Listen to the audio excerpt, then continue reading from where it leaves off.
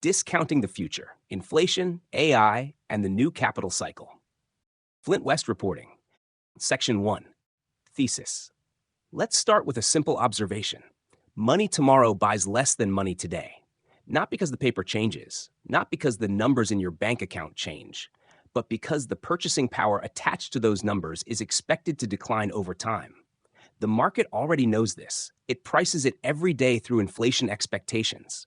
Commodity prices are rising. Supply chains are being duplicated for resilience instead of optimized for efficiency. Debt burdens continue to grow. Financing costs remain elevated. Governments continue issuing debt. Central banks continue managing ever larger monetary systems. From the United States to Europe, from Japan to the Middle East, the same pressure keeps showing up in different forms. The future is being discounted.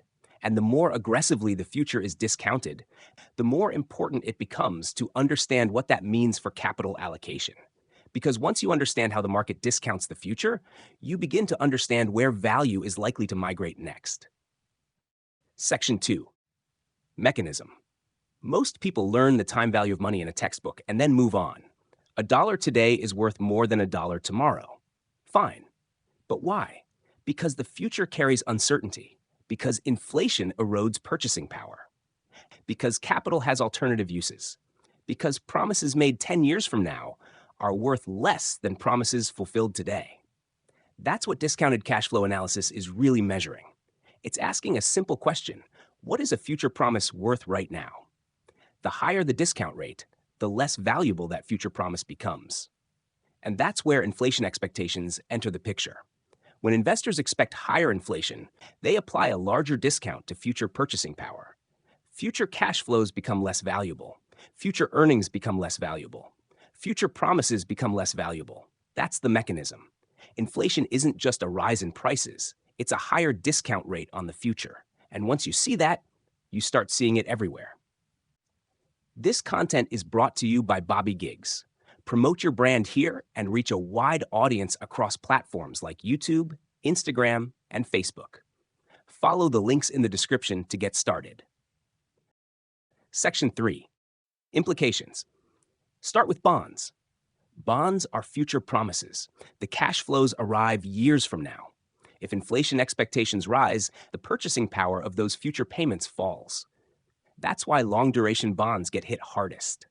Cash faces a similar problem. The number in the account may go up. The purchasing power often doesn't. You feel richer. Reality disagrees. Then come growth stocks. Their valuations depend heavily on earnings that may not arrive for years. The further away the earnings, the more sensitive they become to discount rates. The future gets discounted. The valuation follows. Now take that logic and apply it to software.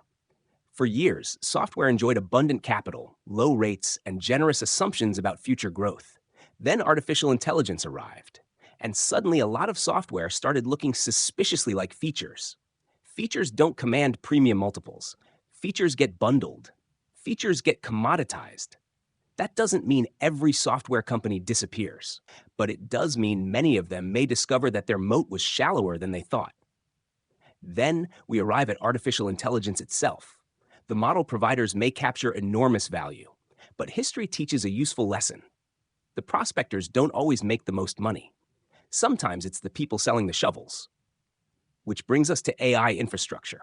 Semiconductors, cloud computing, networking, data centers, the machinery powering the AI economy. If AI becomes a foundational layer of economic activity, demand for compute could become a structural feature of the global economy. And if that happens, the shovel makers may continue collecting tolls long after the excitement fades. Section 4. Endgame.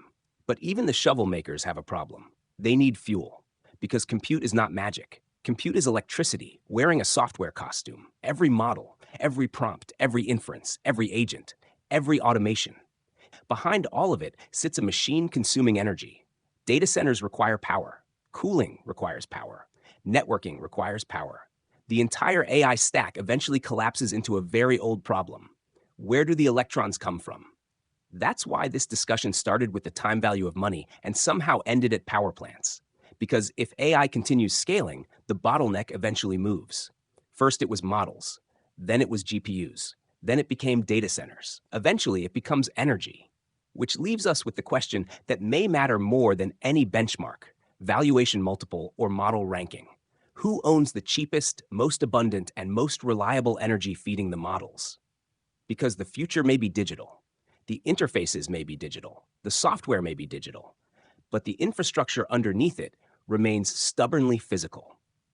And in a world where the future is being discounted more aggressively, the assets tied to physical scarcity, productive capacity, and energy may prove more valuable than many of the promises built on top of them.